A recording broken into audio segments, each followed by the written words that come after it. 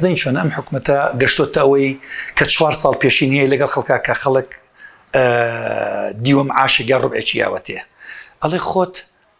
ترتيبي جاني خوبكه خود شون أجيب الروبجي مثلا ما من جو بقرم خلق أبو كتوت شوار زارية وتبى كل مرجيج يعني بدو تسر كريتشي بوانها مدبوا يعني مناغلي هبوا هموش تكانينا وتخوارو برنجكي كردو ببرنجكي كمي خواردو خرابتري كردو رونيكي خرابتري كريوا خوار نكاني هنا وتباريكي نو قرياوا خوي لو أنا باوكو دايكا مثلا واي كرد بي مناغلكاني مثلا أوان بجين زور جوينا وتخوي لو أنا قرزي كرد بي لو أنا تشاوري أرمتي كرد بي لو أنا لجيروا بهندي خلشي وتبي بأرمتي لو أنا هندي كس توشي باري قضي خراب وبيت دزي أكا أو أكا هنا كاتسر مالكي مثلا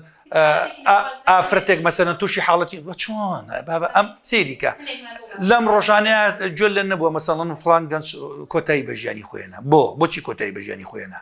لهم ولاتك كجيتش كوتاي بجاني خويا هنا كتشك كرك باوشه كدايك حكمه اتشي رابرسيكا وبدوايا اتشي بزانه هوكاري امتشيا ايوه نابي بزاني هوكاركي كان لمعاشو لو يكيشو كارني وفوزايك دروز ولا بيشي وبكاري امانه هم واي كردوها كوضع شيء خراب دروز بو براستكي بو خلق مثلا كوملك بن ديوار لهم دائره كان هي توت امانه بين درو مظاهره بكن من شنها كرتا ثم مسترجاده كان شي مقرتو خصش مكردوا بلام كوملك لجوره كاني ام دائرانه هيك ناتو درو بو چكو چاوران كردو چكو مش دابجه بس كوملك بن ديوار هي كوملك على حاضر خوري برسيبر دائما لنتيجه كبرو مكي تشي برو مكي لرانيه كوملك وهستك اگر ما داوا كما داوا كرنيكي زور غلطه بلام ما دام ما حكمته مش ملتي چين بو وكو مالك شون باوچه مناڵەکانی هەیە باوکەکە مەسئولەتی لەسەر بەخێوانکە بەس مناڵەکانیش مافی ئەوانەیە بە باوچیان بڵێن ئەمڕۆ بۆ پارەنی ئەوە نییە خەڵک ئەگەر کەسابەتێکی نەبێ و دەستی بەسرا بێ و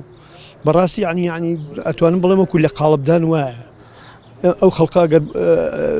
خەڵک بکرێکاریەکە لە پێناوی ژیانایە خەڵک موچە وەرەگرێت لە پێناوی ژیانە کە تۆ موچەنێنێ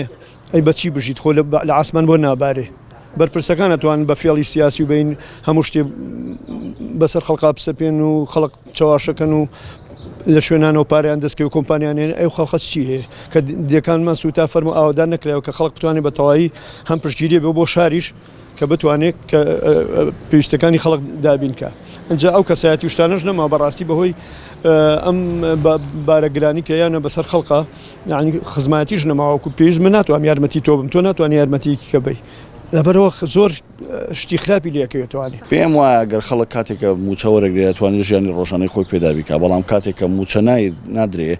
موچە دوا ئەکەوێ بەرنامە و پرۆگرامی زۆر کەس لە هەموو ژیانە تێگەچێت لە هەموو سێکتەرەکان کاریگەری بەسەر خەڵکەوە هەیە تەنانەت بە سەکەتی تایبەتیشەوە هەیە ئەخۆی ئەگەر تۆ باسی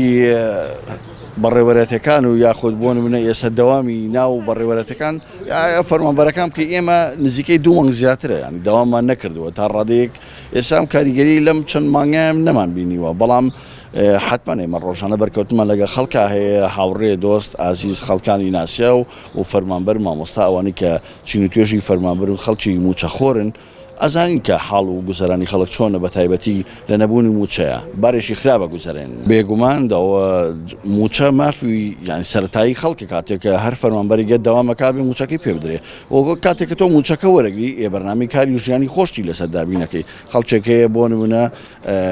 کرێچیە خەڵچەکەیە و پارەی کە وەریەگرێ مانگە ناتوانێت بیباتە بازاڕ ڕەوانێ شتی هێناوە شتی بە خەرس هێناوە کاریگەری بەسەر بازاڕیشەوە بێ